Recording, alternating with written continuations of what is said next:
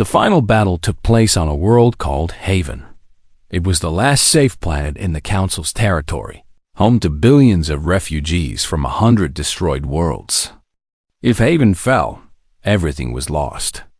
If Haven survived, there was hope. The Devourers came in numbers that blocked out the stars.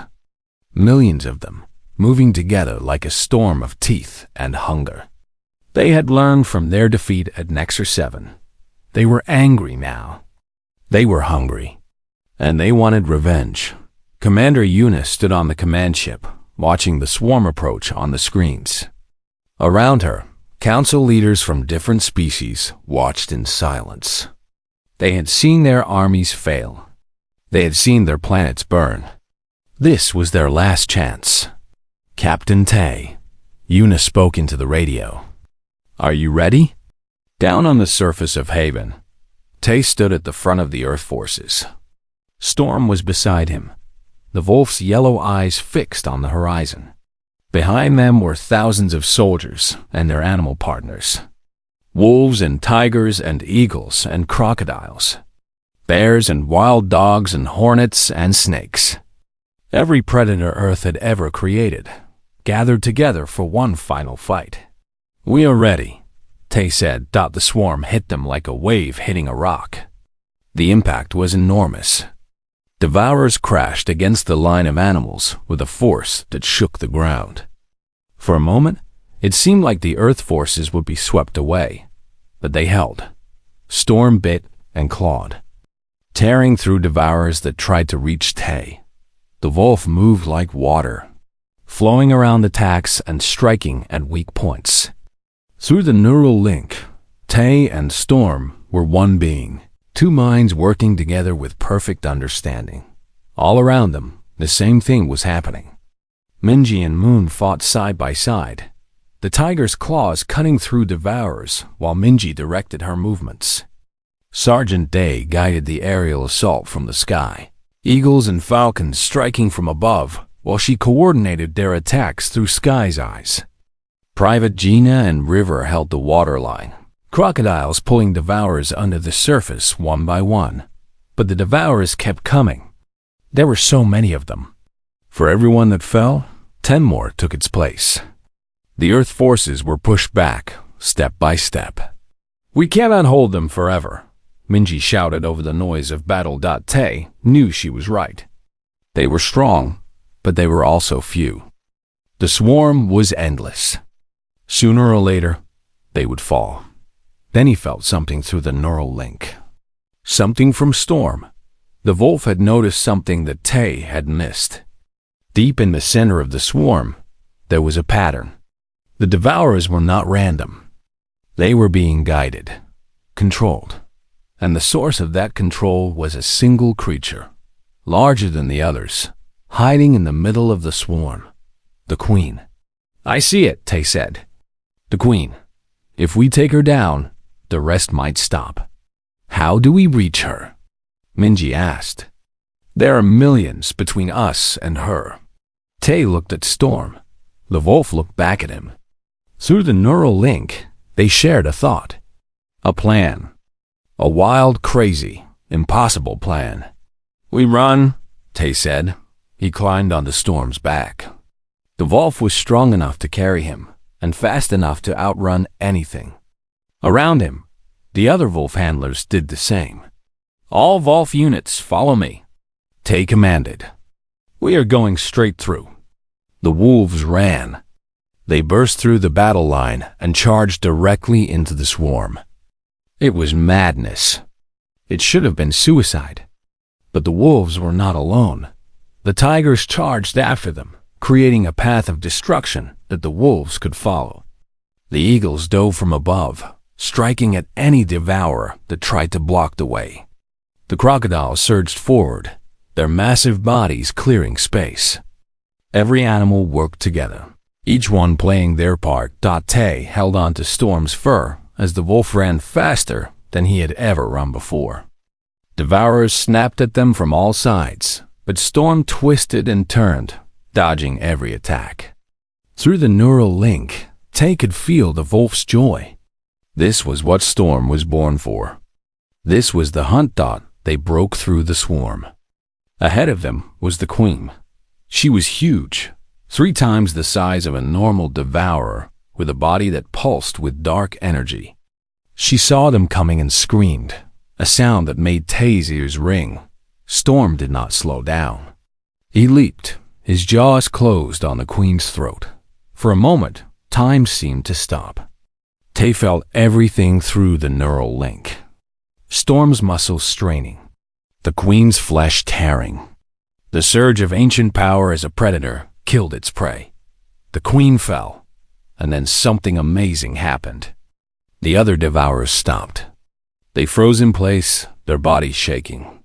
Without the queen to guide them, they did not know what to do. They did not know how to think. One by one, they began to retreat.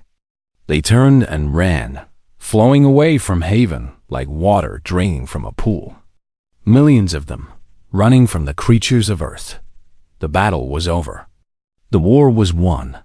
On the command ship, the council leaders stared at the screens in disbelief. Elder Voss fell to his knees, tears streaming down his face. For 10,000 years, his people had built an empire of peace. For 10 years, they had watched it die. And now, a species they had considered primitive had done what all their technology could not. How? Voss whispered. How did they do it? Commander Eunice stood beside him, watching as her soldiers celebrated on the surface below. Wolves howled. Tigers roared. Eagles screamed. It was the most beautiful sound she had ever heard. We did not do it alone, she said. We never do anything alone. That is what makes us human. On the surface of Haven, Tay sat on the ground with Storm's head in his lap. The wolf was tired but happy. Through the neural link, Tay could feel Storm's contentment. They had hunted. They had won. They were pack. Minji walked over to them, Moon padding silently beside her. The tiger lay down next to Storm, and the 2 predators touched noses in greeting. The council wants to give us medals, Minji said. They want to call us heroes. Tay laughed softly. We are not heroes. We are just partners. He looked around at the other soldiers and their animals. They were all together, human and beast, connected by bonds that went deeper than technology, connected by something older than civilization, connected by trust. The galaxy had called for saviors. They had expected ships and weapons. They had expected warriors in armor. Instead, Earth had sent its family. And that family had saved them all. Years later, stories would be told about the humans and their creatures. Tales of wolves who ran like lightning, tigers who fought like shadows, eagles who ruled the sky. They would become legends, passed down from generation to generation across 100 different worlds. But the humans themselves never forgot what was most important. It was not the victory. It was not the glory. It was the bond. Tay and Storm lived for many more years, always together, always connected. And every night, when the stars came out, Storm would lift his head and howl at the moon. It was a sound that echoed across worlds, a sound that said, "We are pack. We are family. We are Earth." The battlefield was a dead planet called Nexus 7. It had been a beautiful world once, with green forests and blue oceans. Now it was gray and silent. The devourers had eaten everything. Every tree, every animal, every blade of grass. All that remained was dust and stone. Captain Tay stood on a high ridge, looking down at the empty valley below. Storm stood beside him, the wolf's ears moving as he listened to sounds that Tay could not hear. Through the neural link, Tay could feel Storm's excitement. The wolf could smell something on the wind. Something wrong. Something dangerous. "They are coming," Tay said into his radio. "Everyone to positions." Across the valley, the Earth forces spread out. The wolf packs moved into the rocks on the left side, their gray fur making them almost invisible. The tighter units hid in the shadows on the right, their stripes blending with the dark patterns of the stone. Above, Sergeant Day and her eagle circled high in the sky, watching for the enemy. Minji crouched behind a large boulder, Moon pressed against her side. The tiger was breathing slowly, each breath controlled and calm. Through their neural link, Minji could feel Moon's thoughts. The tiger was not afraid. She was waiting, hunting. "Remember the plan." Commander Yuna's voice came through the radio. She was on a ship above the planet, watching everything through cameras and satellite images. "We hit them fast, we hit them hard, and we do not stop moving. These things have never faced anything like us. Let's make sure they never forget." The first devourer appeared over the horizon like a wave of darkness. Then another. Then 100 more. They flowed across the land like black water, their bodies twisting and turning as they moved. Each one was the size of a car, with sharp teeth that never stopped clicking. They had no eyes, but they could sense life from far away. And they could sense the Earth forces hiding in the valley. The swarm turned toward them, thousands of devourers moving as one. The ground shook under their weight. "Hold," Tay said. His voice was calm, but his heart was beating fast. Through the neural link, he felt Storm's body tense, ready to run. The devourers came closer. 500 meters. 300 meters. 100 meters. Now, Tay shouted that the wolves attacked first. They burst from the rocks like gray lightning, moving faster than any creature the devourers had ever faced. Storm was at the front, his jaws open wide. He hit the first devourer and tore at its throat before it could react. Through the neural link, Tay felt everything. The power in Storm's muscles. The taste of alien blood. The ancient joy of the hunt. It was terrifying. It was wonderful. The devourer screamed. It was a high, sharp sound that hurt Tay's ears. They tried to fight back, snapping their teeth at the wolves. But the wolves were too fast. They bit and ran, never staying in one place long enough to be caught. Then the tigers joined the battle. Moon led the charge, her massive body moving like a shadow. She hit a devourer from the side, her claws cutting through its thick skin. The creature fell, and Moon was already moving to the next one. Behind her, 20 other tigers did the same, each one a perfect killing machine. The devourers had never faced anything like this. On other worlds, they had fought armies with guns and bombs. They had eaten through metal and stone. But they had never fought predators. They had never faced creatures who knew how to hunt out from above. Sergeant Day watched the battle through Sky's eyes. The eagle circled high, seeing everything. Through the neural link, Day could see the patterns of the fight. She could see where the devourers were weak, where they were trying to escape. "Aerial attack, northeast corner," she commanded. 20 eagles dove from the sky. They hit the devourers with their claws, tearing at the soft places on their bodies.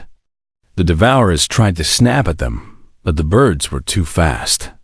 They struck and flew away before the creatures could react. In the water pools at the edge of the battlefield, Private Gina waited with River and the other crocodiles. A group of devourers, trying to escape the wolves and tigers, ran toward the water. They did not see the eyes watching them from just below the surface. River exploded from the water.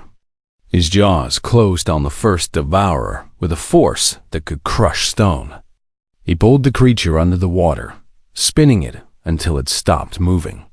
The other crocodiles did the same, taking down devourer after devourer. The battle lasted for hours. The devourers kept coming, wave after wave. But the Earth forces did not stop. They fought with a fury that the galaxy had never seen. They fought like they were born for this, because they were taught by sunset. The valley was quiet. Thousands of devourers lay dead on the ground. The Earth forces had won the first battle, but Tay knew it was not over. Through the neural link, He could feel Storm's exhaustion. The wolf was tired, his fur covered in black blood. Around them, the other animals were the same. They had fought hard. They had won. But there were more devourers coming. Many more casualties? Yuna asked over the radio. Tay looked around. Some of the wolves were hurt. A few of the tigers had deep cuts. One of the eagles had a broken wing. 12 wounded, Tay reported. No deaths. There was silence on the radio. Then Yuna spoke again, her voice filled with something that might have been pride. The council is watching. They cannot believe what they are seeing. For the first time in this war, someone has beaten the devourers. And it was us. Minji sat down next to Moon, her hand resting on the tiger's head. Moon was purring softly, a deep rumbling sound that meant she was content. Through the neural link, Minji could feel the tiger's satisfaction. Moon had done what she was born to do. She had hunted. She had killed. She had protected her pack. They will come back, Minji said.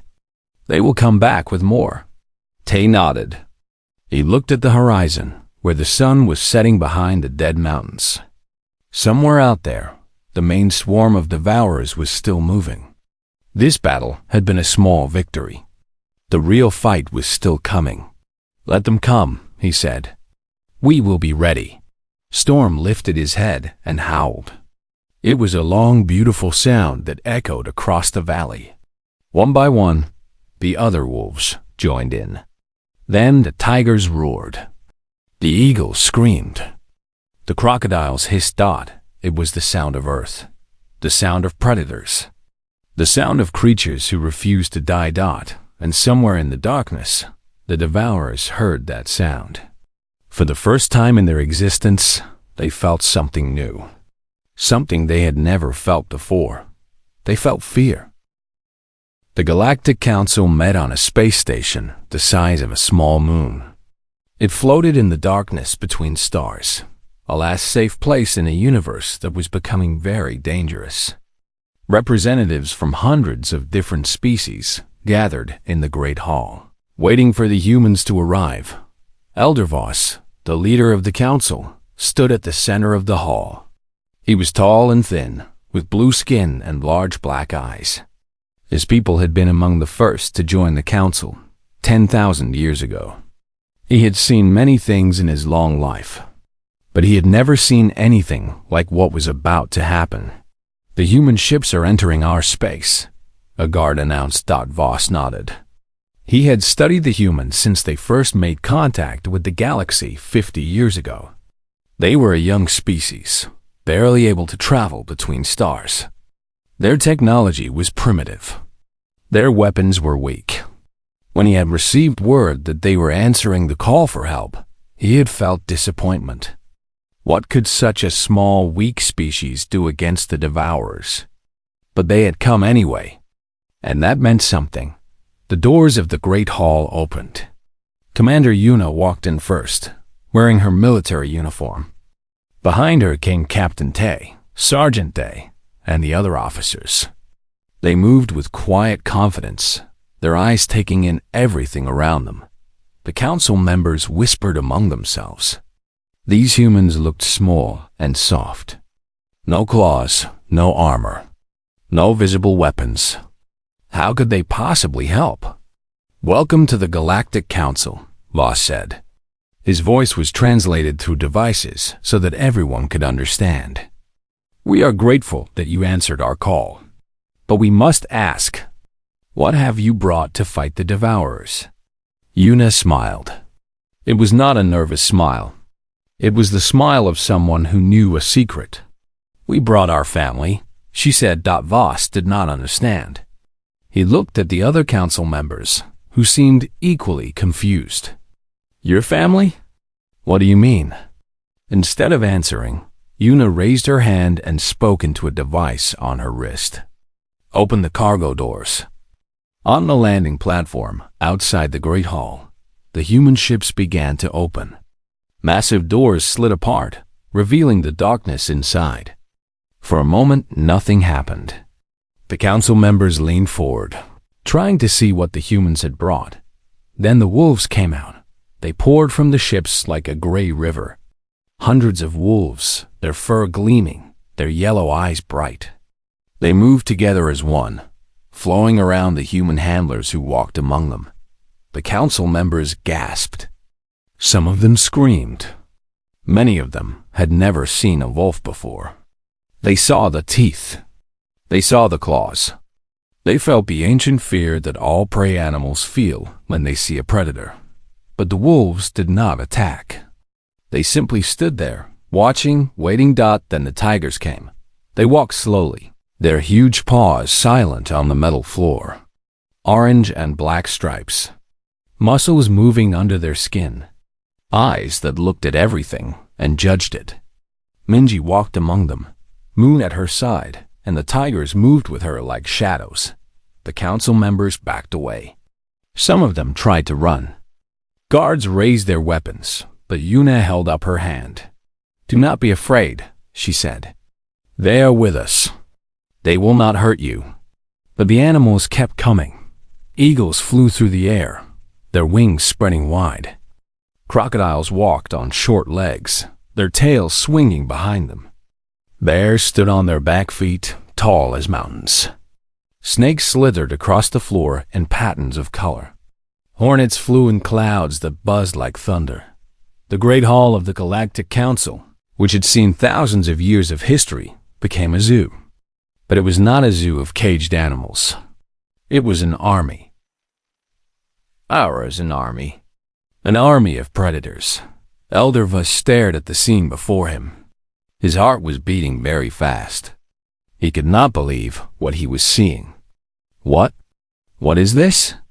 Yuna walked toward him, Storm and Tay at her side.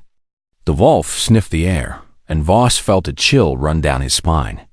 He was 10,000 years old. He had led the galaxy through many crises. But in this moment, standing before this wolf and its human partner, he felt like prey. On our planet, Yuna explained, we share our world with millions of other species. Some of them are gentle. Some of them are dangerous. But over time, we learn to live together. We learn to respect each other. We form bonds that go deeper than words. She gestured at the animals around her. These are not weapons. They are partners. They have agreed to help us fight the Devourers. Not because we forced them, but because we asked them. And because they understand that if the Devourers win, all life dies. Voss was silent for a long moment. He looked at the wolves, the tigers, the eagles, the crocodiles. He saw the way they stayed close to their human handlers. He saw the collars around their necks, blinking with soft light. He saw something he had never seen before in all his years of leading the council. He saw trust. The Devourers have destroyed our most advanced weapons, Voss said slowly. They have eaten through our strongest armor. How will these creatures be any different? It was Tay who answered. He stepped forward, Storm walking beside him. The wolf growled softly, and Tay put his hand on Storm's head to calm him. The Devourers are predators, Tay said. They hunt. They kill. They eat. They have conquered the galaxy because no one has ever fought them on their own terms. Your weapons try to kill them from far away. Your ships try to escape them. But you never meet them face to face. He looked down at Storm, and the wolf looked back at him. Through the neural link they shared a thought, a feeling, a hunger. We are also predators, Tay continued. Our ancestors hunted in packs. They tracked their prey for days. They fought with teeth and claws and never gave up. The Devourers have never met anything like us. They have never faced creatures who fight not because they have to, but because it is in their blood. The council members looked at each other. They were afraid. They had every right to be afraid. But they were also beginning to understand. Sergeant Day stepped forward. Above her, an eagle named Sky circled slowly, watching everything. The aerial units will provide eyes in the sky. We will see the devourers before they see you. We will track their movements and find their weaknesses. Private Gina spoke next. Behind her, a massive crocodile named River waited with ancient patience. The water units will guard the rivers and lakes. The devourers must drink, must rest. We will be waiting for them. More soldiers step forward, each one with their animal partner, each one with a role to play. While UNA watched them all with pride. These were her people, humans and animals together. The legacy of 10 million years of life on Earth. The devourers are 3 days away, she told the council. We do not have much time, but we have enough. Give us a battlefield. Give us a chance, and we will show you what Earth can do. Elder Voss looked at her for a long moment. Then he did something he had not done in 1,000 years. He bowed. The council accepts your help, he said. May the stars watch over you. Una bowed in return. They will not need to. We watch over ourselves. The animals began to move, following their handlers back to the ships. Tomorrow, they would fly to the front lines. Tomorrow, they would meet the DEVOURERS. And tomorrow, the galaxy would learn why Earth was different. The news spread across Earth like fire. The Galactic Council had called for help. Something terrible was coming. And Earth had answered. Captain Tay stood in the main training hall of Project Guardian. He was 32 years old, tall and strong, with a calm face that never showed fear.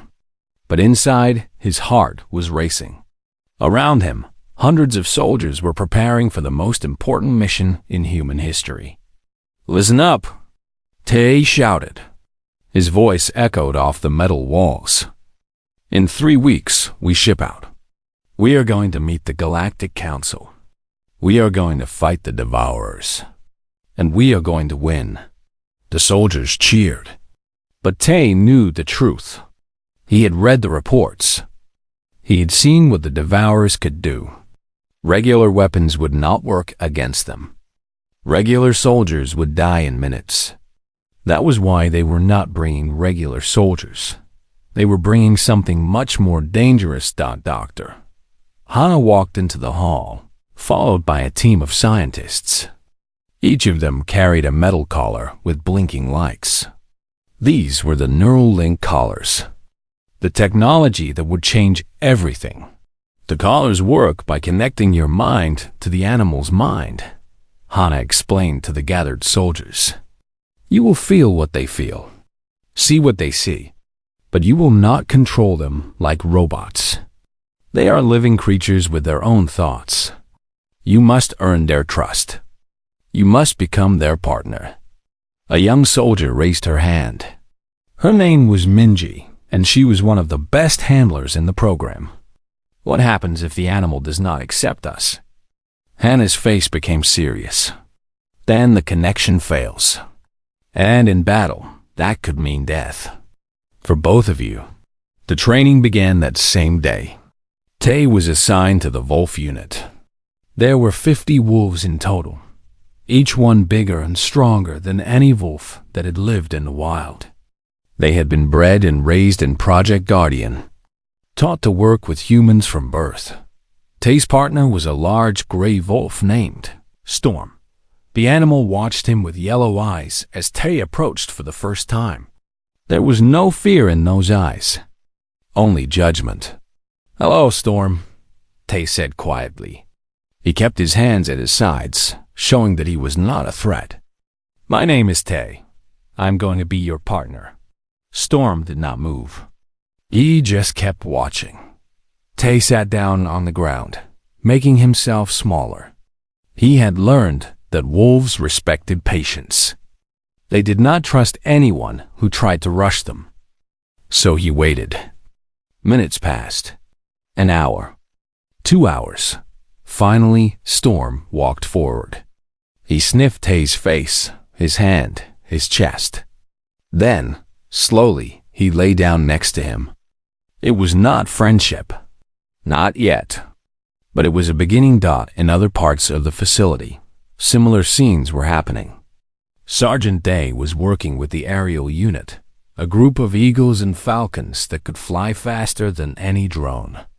Private Gina was in the water section, learning to work with the crocodiles and sharks. Every soldier had to find their animal partner. Every bond had to be real. The hardest part came when they put on the neural link collars for the first time. Tay remembered the moment clearly. Hana placed the collar around his neck, and another one around Storm's neck. Then she pressed a button. Suddenly, Tay was not alone in his head anymore. He could feel Storm's presence like a warm shadow. He could smell things he had never smelled before. He could hear the heartbeat of a mouse 50 meters away. It was overwhelming. It was terrifying. It was beautiful. Breathe, Hana said from somewhere far away. Let the connection settle. Do not fight it. Tay breathed. Slowly, the world stopped spinning. He looked at Storm, and Storm looked back at him. And for the first time, they truly understood each other. The weeks passed quickly. The soldiers trained every day, building their bonds, learning to fight as one with their animal partners. They practiced attacks and retreats. They learned how to move through different environments. They studied the Devourers and looked for weaknesses. Commander Yuna visited the training hall on the last day before departure. She walked among the soldiers and their animals, her face showing nothing. But her eyes were bright with something that might have been hope. You are the first, she told them. The first humans to bring Earth's creatures into a galactic war. The galaxy has never seen anything like you. They have ships that can destroy planets. They have weapons that can burn stars. But they do not have what you have. She stopped in front of Tay and Storm. The wolf stood tall, his fur clean and his teeth sharp.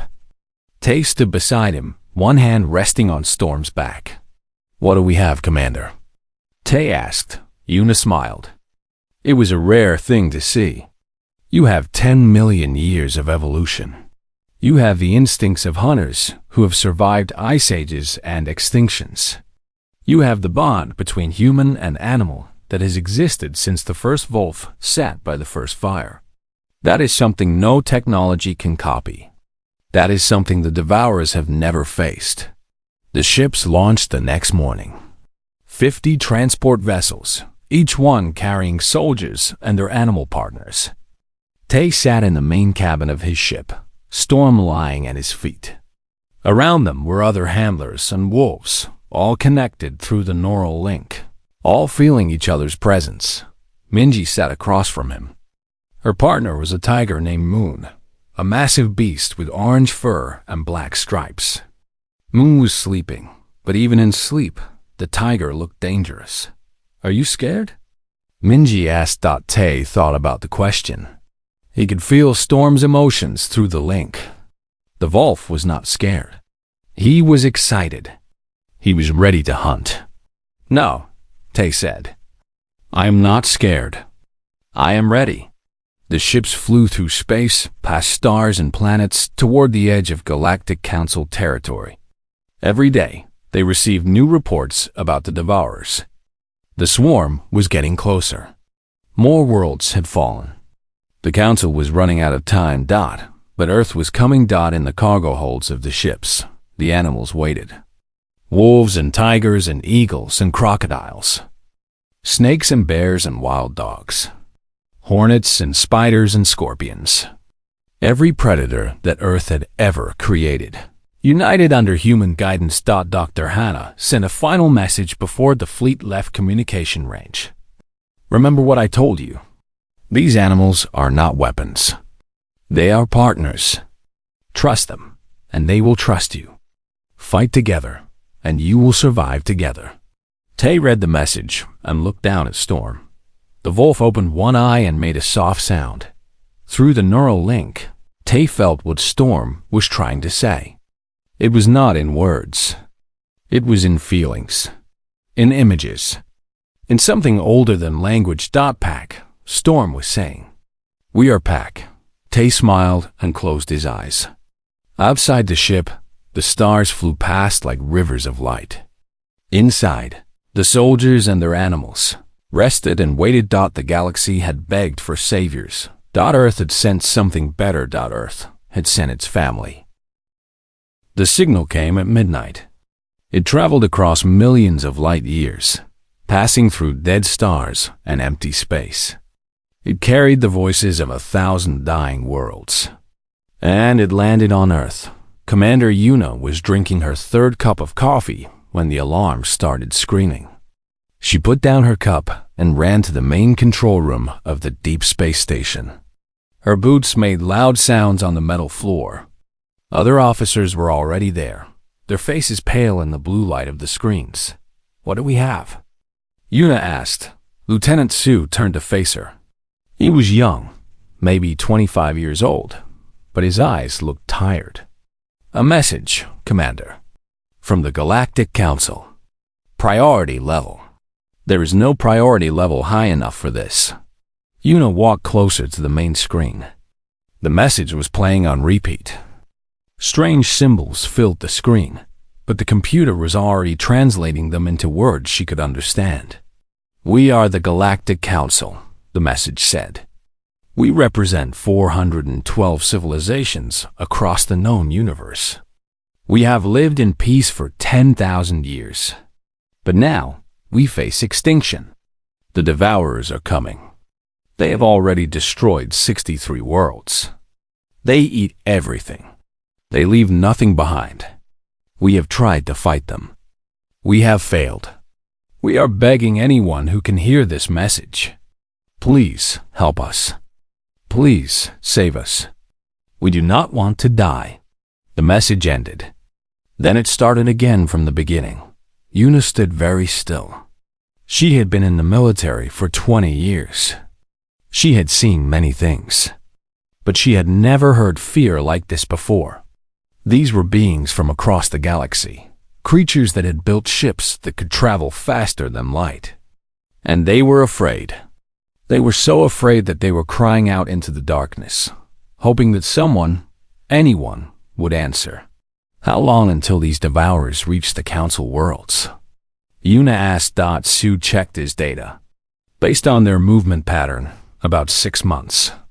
And how long until they reach Earth? Maybe 2 years after that. Maybe less. Yuna closed her eyes. Earth was a small planet with a small population. They had only joined the galactic community 50 years ago. Their ships were slow. Their weapons were weak compared to other civilizations.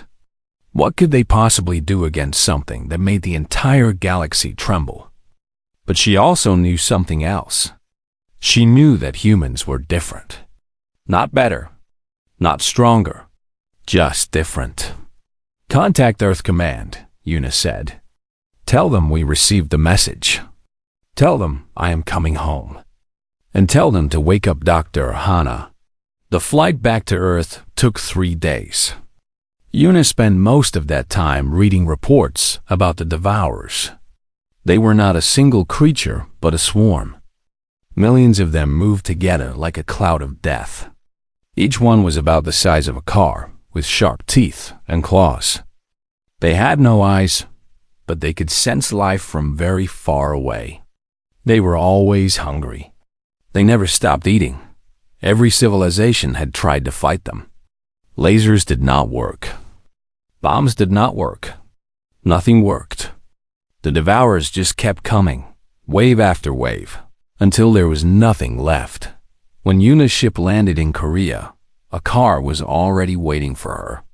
It drove her through the night, past sleeping cities and dark mountains, until it reached a secret facility hidden underground. Dr. Hannah was waiting at the entrance.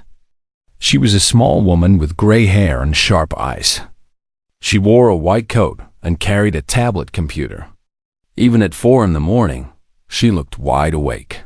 "I saw the message," Hannah said as they walked together down a long corridor. "The Galactic Council is scared." "Everyone is scared," Yuna replied. "They have every right to be, but not you." Yuna thought about the question. I am scared too, but I also have an idea. That is why I asked for you. They reached a heavy door with a security panel. Hana pressed her hand against it, and the door slid open. Inside was a room filled with screens and machines. But the most important thing was the window on the far wall. It looked down into a massive underground space, bigger than a football field. Yuna walked to the window and looked down. What she saw made her heart beat faster. There were animals down there. Hundreds of animals. Wolves in one section, their gray fur shining under the lights. Tigers in another, pacing back and forth with quiet power. Eagles sat on tall posts, watching everything with their sharp eyes. In a water tank, crocodiles floated just below the surface. Only their eyes visible. Project Guardian, Hana said, standing next to Yuna. For 50 years, we have been studying the connection between humans and animals. We have developed technology that allows us to communicate with them, to guide them, to work together. I remember when this project started, Yuna said. People thought it was crazy. They asked why we would spend money on animals when we could build bigger guns. And what do you think now? Yuna watched a wolf lift its head and howl. The sound was beautiful and terrible at the same time. It was the sound of a predator, a hunter, a survivor. I think, Yuna said slowly, that the galaxy asked for saviors. They expected soldiers, ships, weapons, but maybe what they need is something older, something that has been fighting for survival since the beginning of life itself. Hana smiled. It was a small smile, but it was real. The neural link collars are ready. We can connect human handlers to the animals. They will move as one, fight as one. But Commander, I must warn you. These are not pets. These are predators. They have their own minds, their own instincts. Working with them is dangerous. More dangerous than the devourers? Hana did not answer. She did not need to. Yuna turned away from the window. Her mind was already working, planning, thinking. Call the other commanders. Call the council. Tell them that Earth received their message. Tell them that help is coming. And what kind of help should I say we're sending? Yuna looked back at the animals one more time. The wolves, the tigers, the eagles, the crocodiles. And she knew, deep in her bones, that this was right. Humans had not become the dominant species on Earth because they were the strongest or the fastest. They had survived because they learned to work with other creatures. They had formed bonds with dogs and horses. They had respected the power of lions and sharks. They had shared their world with millions of different species. Now, it was time to share that gift with the galaxy. Tell them, Yuna said, that Earth is sending its family. The message was sent. The preparations began. And somewhere in the cold darkness of space, the devourers continued their march toward the light. They did not know what was coming for them. They did not know that Earth had teeth too.